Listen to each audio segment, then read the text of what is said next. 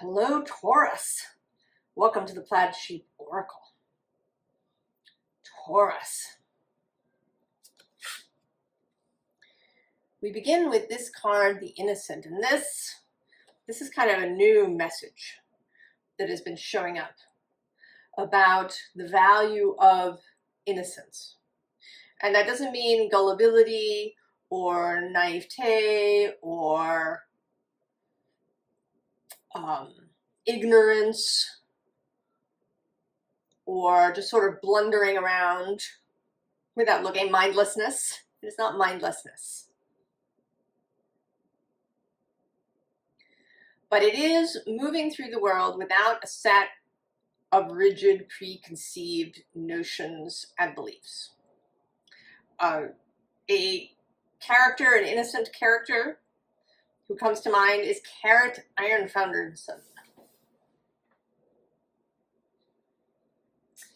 Carrot, Captain Carrot in the Discworld novels. And in the first novel that he appears in, he sets out from home. And he's got his sword and he's setting out on the road. It is like the Fool. I'm going to read you from the book. This is the Archeo deck. In addition to descriptions, there's a little tale, a little story for each card. So, the Innocence tale. On a golden spring dawn, on the first day of his heroic quest, he gazes in wonder at the sunrise and the road ahead that gently winds its way to the green hills and distant mountains. Around him, the morning air is filled with bird song, bee hum, and the thrum of dragonflies. Arriving at a precipice, he reaches into his bag and pulls out a diagram of an umbrella. Holding it above his head, he leaps over the edge. And because the universe does not wish to waste his potential, an updraft catches and floats him unharmed to the pathway below.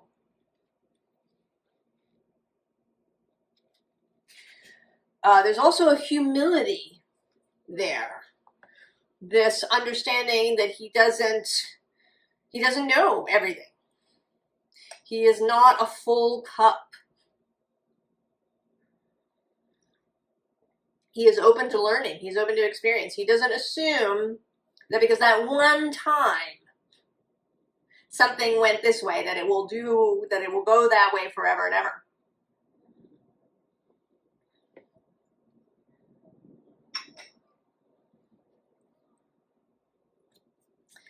Now here we have the Arbiter. And I was sort of surprised to see her. She seemed kind of not right, but now, after seeing the rest of the spread, I understand. There is a thing here about choices. And actually right below her is the Metamorph, again with this sense of duality, and also the Siren.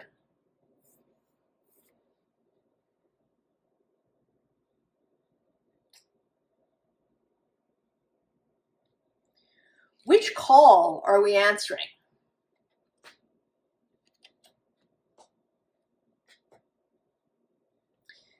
The hidden underlying is the Awakener.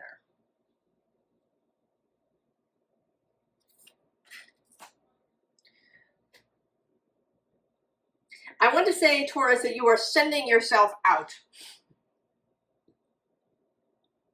I don't know if you've been hermiting in some way. And this isn't necessarily about literally going somewhere. It could be, of course.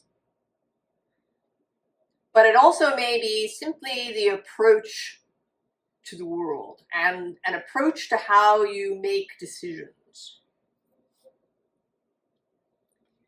We have the Tower. And I think that it is, in a way, it's a self-induced tower, and maybe not consciously. Sometimes towers are consciously. Our human self decides to demolish something. But the card under this is the Knight of Wands. And I kind of see the Knight as having initiated this, this fire and then, you know, leaving the scene. So it's not a tower,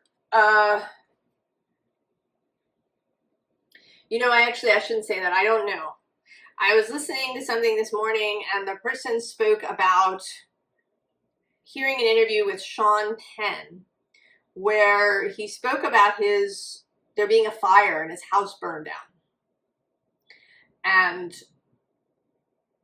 he thought of it as just the best day because it consumed all of those things he'd been hanging on to.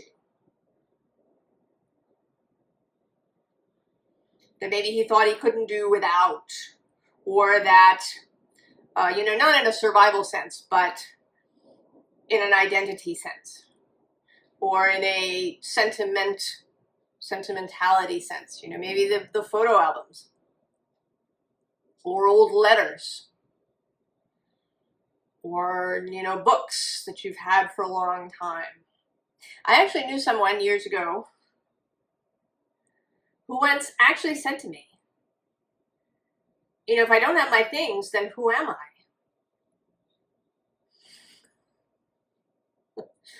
And you know, I have a lot of things, but I found that sort of alarming. So I don't know. You know, I don't like to predict these things, and I certainly don't want to cause you worry or grief or sleepless nights like, oh my God, is my house going to burn down? No. But I also don't want to say that the tower will be nothing at all. You know, that it'll be a happy tower. I don't know.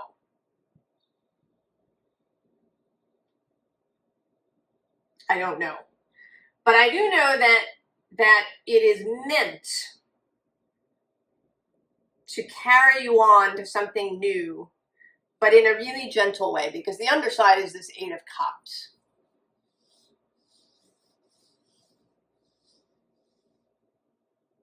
Right? Carried gently.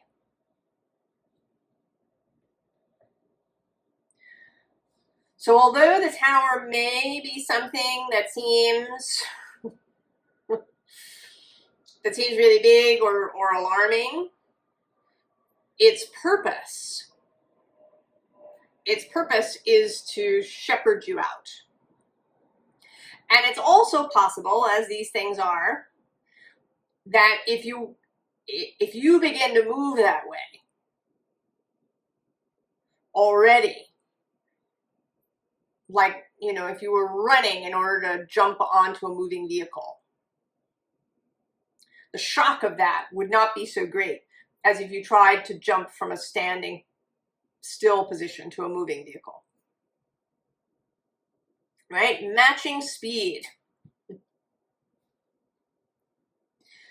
Because then we have the Ace of Wands and the Fool. As if that wasn't enough.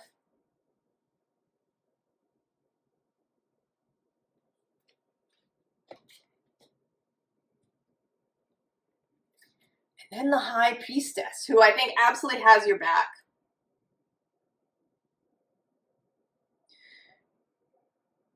You know where you're going, whether you know it consciously or not. Right? We also have the Nine of Pentacles, more backhabbing energy. You have a solid foundation. You have some mastery of the physical realm and of resources. And that's an inner strength. So knowing and access to resources.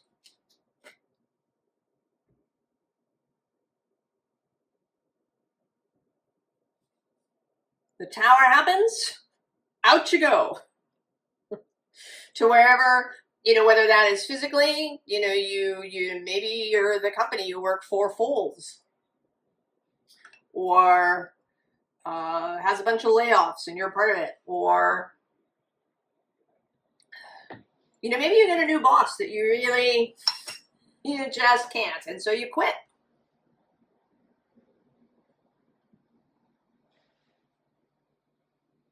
Or you recognize that the relationship you're in isn't working.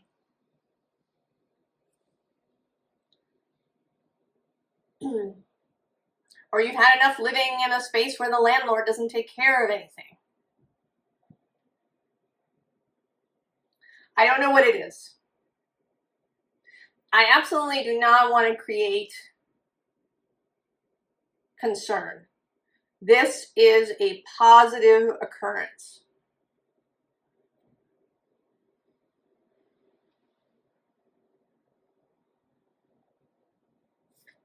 Then we have the Great Mother, the Empress in this deck. Right? Flowers and everything flowing out of her. This bear at her shoulder, the wisdom of the owl. And then below her is the Nine of Cups. Mastery of the emotional and consciousness realms. I was also listening the other day to somebody talking about salmon and fish, right, that return. And there's some thought that the fish use a kind of updraft that happens within the waterfall, right? They don't go up the waterfall at just any point. They do it at a very specific point where there's a kind of updraft that helps to pull them up.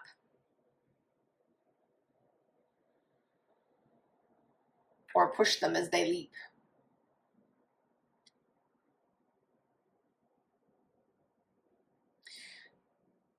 In every trying time that has ever been, there have been people who were fine, people who did well. And I don't even mean the people who, you know, kind of took advantage from a deceitful way. You know, not like war profiteers. I'm talking about people who do well regardless of the external circumstances because of their internal landscape. This Nine of Pentacles, this Nine of Cups. And actually below that is the Six of Earth, which is this eye of the dragon. It's a pool of divination. It's like Galadriel's mirror.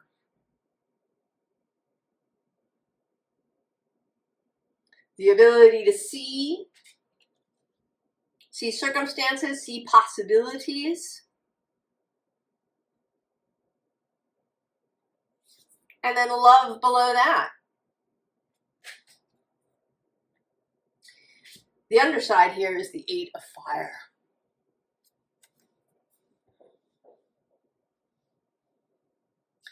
And this is the tribe. Maybe also your fellowship. All of your muses. It is fire. Ideas coming in. The tribe of ideas. And it's all there, ready to come out.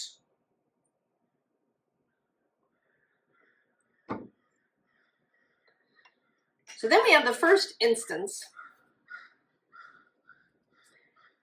of the Two of Air. And this one with this lung-like tree. I mean, of course, all trees, right, have this lung shape, but this one's especially this idea of choice. That there is always a choice.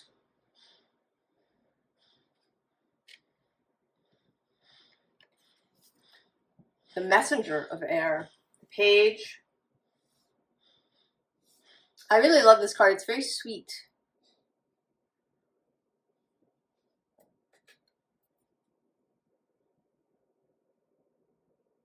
And this feels like you and kind of your soul self and your bodied self.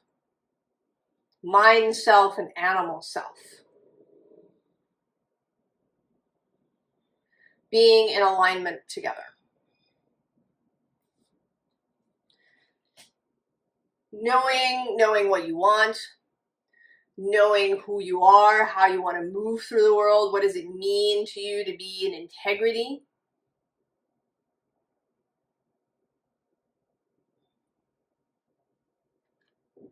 Then both the Ace of Water and the Ace of Air. That's 3 aces now. Wands, Cups, and Swords. Fire, water, and air. So these are all what one might think of as the intangibles. The new state of mind, new set of ideas, a new kind of emotional space, maybe a new love for something, a new dedication, devotion to something. And then the Ace of Fire, this new inspiration, this impetus to head out the door. Now, the one thing that didn't come out directly was the Ace of Pentacles, but I will come to that when we get to the end. So at the moment, this is all kind of about those intangible things. What we believe, how we feel, and how we respond to our thoughts and emotions. How we use them as guidance. How we use our emotions as guidance. How we respond to the consciousness realm. How we might interact with the invisible. With our guides, with spiritual ideas and devotions. What inspires us? You know, what is true for us? What is our integrity?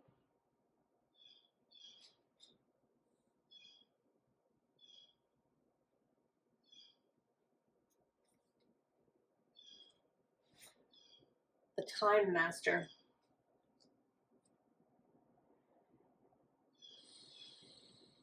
This feels a little more like more of this tower energy a little bit, because right below him is this fire. And then water I'm seeing now. And then the luminous warrior, who I think is you.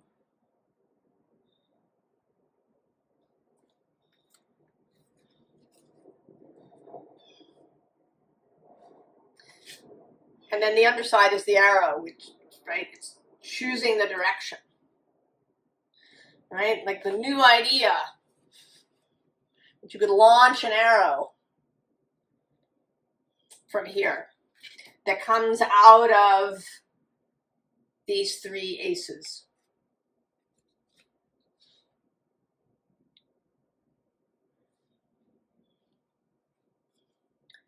And then the mystical shaman, who I think is all of the invisible. And any way that that invisible might show up physically. You know, the way that Source brings us people, conversations, you know, pulling you over to that book on the shelf, all of these, the ways that that Source moves through the physical realm. So all of those ways, all the movings of your fellowship, your soul, your Source. And then there's you again. Right? This child, these child images.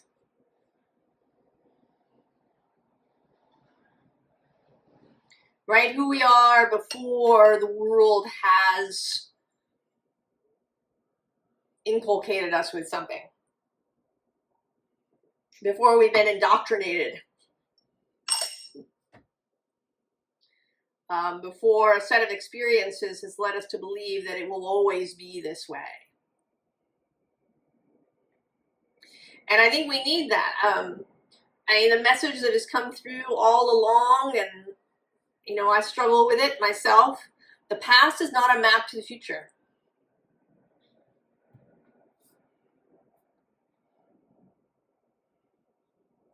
And I want to say that even, you know, that just spending too much time in the past. You know, yes, it happened this way before, and maybe it happened that way because of X, Y, and Z.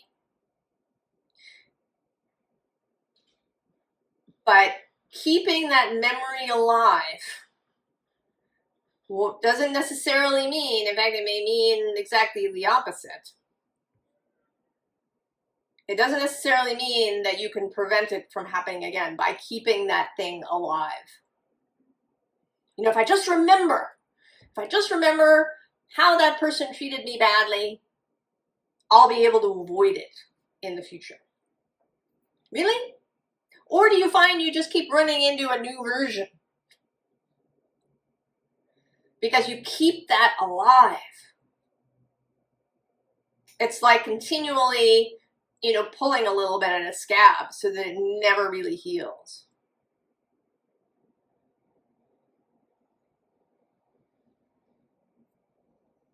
Right? We want this innocence, this new beginning. And I think it's really, you know, wanted to be pushed home because next year, on February 20th, we have this meeting of Neptune and Saturn at the 0 degree of Aries. And if we keep harping or scraping at the past, and I include myself in this, you know, and thinking about it, and, well, you know, this happened when I was a kid, and, you know, anytime I run into something similar, then I think about it. Stopping that. And that the message is really strong. And it may be, you know, Uranus is going to come back into Taurus briefly. And he will be there when that Saturn-Neptune conjunction happens. So if Uranus's passage through Taurus had some of this in it, it may have been a slow upheaval rather than a sudden change. It may have taken, you know, 5 years, but your life is completely different than it was 5 years ago. Whatever it is that happened while Uranus was moving through there, it may be tempting when he comes back. He's going to be there from November 7th to April 26th of next year. It's a long time. He gets all the way back to about 27 degrees.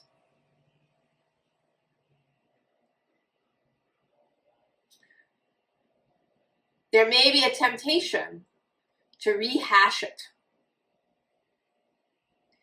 And I would say that the guidance here is no. Embrace the Tower.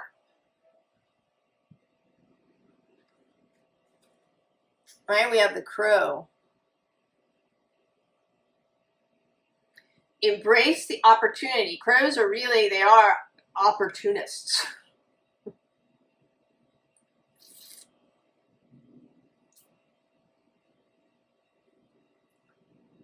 They act with, you know, in the space they are. They make use of all kinds of things that are available to them.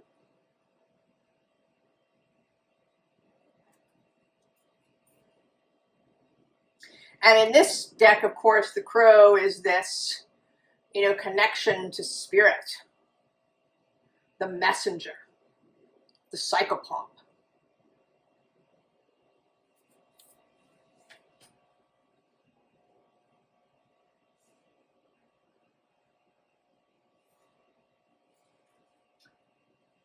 The Star Keeper. Cosmic ancestor, seed the light by staying grounded.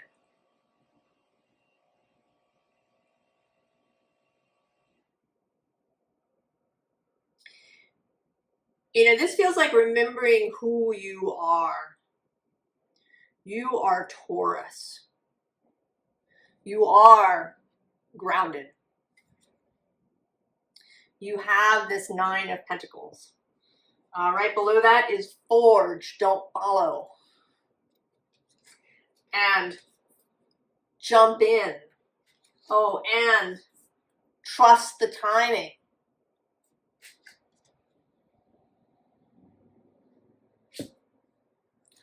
Then the bottom is the planetary wave. Soul mission. Trust the inner call. Soul team. Trust the tower. Trust the tower. Embrace the tower. Know that the high priestess, the empress, the time master, the mystical shaman are all there with you.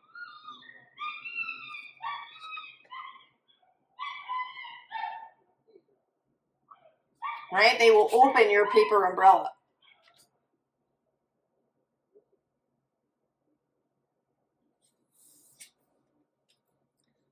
The waterfall.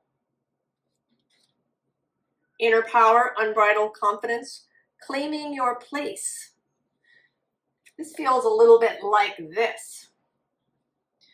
Right? There is in this card also a sense with the salmon of a return home, which is another message that's been reverberating. Coming home, knowing who you are, really integrating the soul self, really feeling both the soul self and the human self.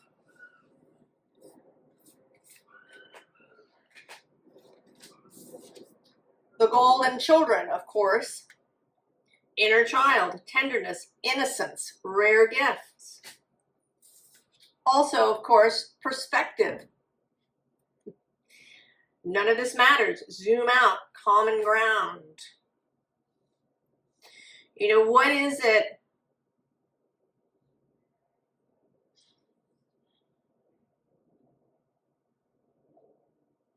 What is it that you really require?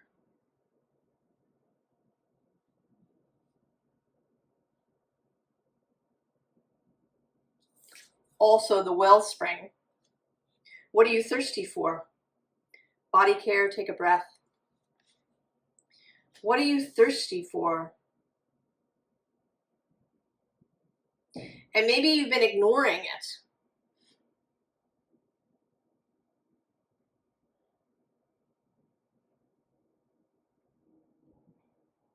Maybe you've been ignoring your thirst for something because, I don't know, it didn't work in the past, or it seems out of reach.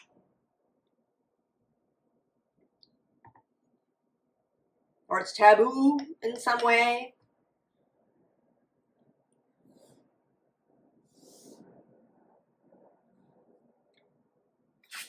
What would a child say about it?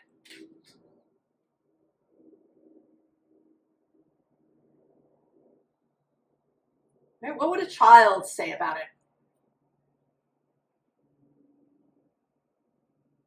And I kind of want to say a little child, like 3. Because in our culture, children get indoctrinated pretty early on in the game. So what would a toddler say?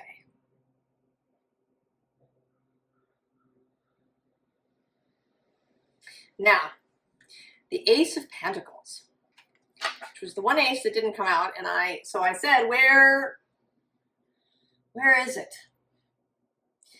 And it showed me this other deck, and what I got was the Ace of Pentacles here between these 2 choices. between this Six of Swords, right, with this connection to spirit, to source, to the heart, to your solar plexus, this, you know, feeling of beauty and expectation of more beauty, or the devil. And all the ways that the devil has of causing us to cling to things. Maybe to cling to material objects, or to particular jobs, or people, or places, or beliefs. So again, the choice. And then I kind of pulled it from a second deck, because I wanted to. And I got this one, which has this eye in the middle. And this is kind of an interesting one, because this pentacle has this eye, it has these wings. It feels a bit like a combination of earth and air, and maybe water and fire too. And it sat between the Two of Swords, there's that choice, and then the Hanged Man. And that's also a little bit about choice, but they're kind of two different things, right? She appears very stuck. You know, actually her hands aren't even on the swords. She's sort of hugging them to herself, rather than having a hand firmly on each sword. There may be a sense of feeling like you don't have a choice. And then we get the Hanged Man, the Hanged One, with wings, right? And in a very active pose. I don't think of the Hanged Man as just lying there limply. He's active. He is, you know, having an exchange of his time and his body for knowledge. But she can leave there at any point. She also has the ability to see things. Both, you know, she isn't blindfolded, and she can turn upside down, she can turn right side up, she can fly. Now, on the side of the Hanged Man is this Ace of Cups. And on the side of the Two of Swords is this star. And this feels like the water just running away. You know, this is a really kind of dismal star, actually. Or a, you know, star that's just been through it. And she's so exhausted she can't even really drink. She's just kneeling, kind of there, head down at the pool. And then on this side, right, with the Hanged One, is this Ace of Cups. So choosing how you move forward.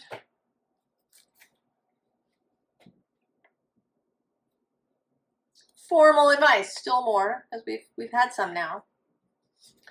There's the Eight of Stones, the new thing that can be built. The vision. Below that, the Ace of Spires, Ace of Swords, right? The vision, and actually below that is the Two of Tides, which is the Two of Cups. That which you love, that which calls you. The bottom of the deck, the ultimate choice card, the Lovers.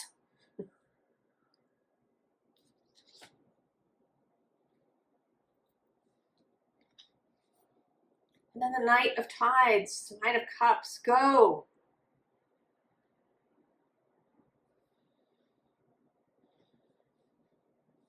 And I want to say, you know, embrace the romance, Taurus. Don't be too practical about it. That can happen to Taurus, I think. Can get really practical about everything. You know, if we take the trip metaphor, you know, being too practical might be, you know, planning the whole itinerary ahead of time, you know, making sure you pack every last possible thing that you want to take with you, all of this kind of stuff. Right? The innocent just goes.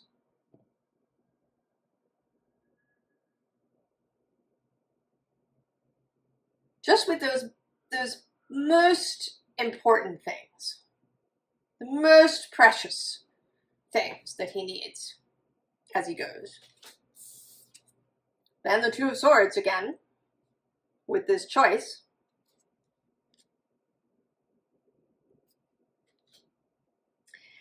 And I would say, you know, with this Five of Tides, you know, this is a little bit about risk, the willingness to take risks. This is the Five of Cups. You can see here there's some wreckage.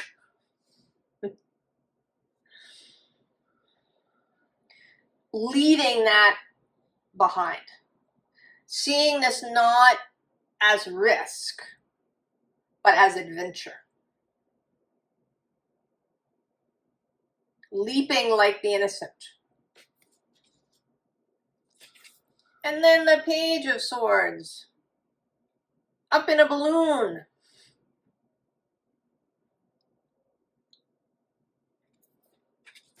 Go, Taurus. Trust the tower. Embrace the tower. Trust the intuition. Trust the call. Trust all these aces that are calling you. I kind of want to pull a fifth card.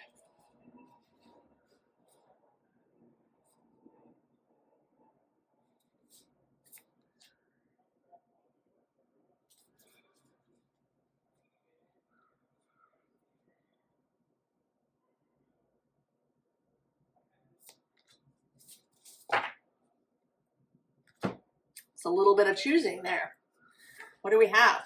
Oh, Four of Branches, Four of Wands, the new thing that's being created. Oh, and Justice, look at that.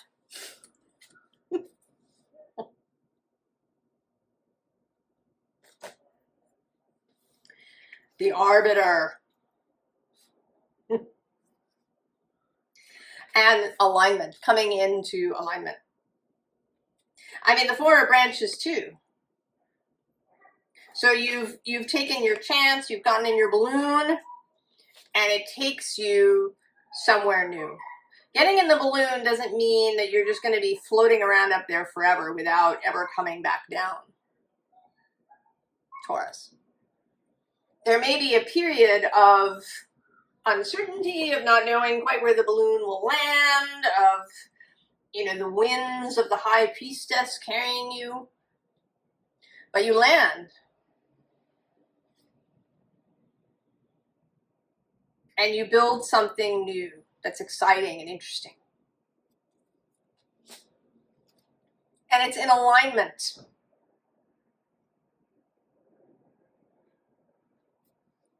In alignment with everything that you are. Taurus. Is it exciting? Have you seen the tower? Come and tell us. I want to know. I want to know if you've seen this tower.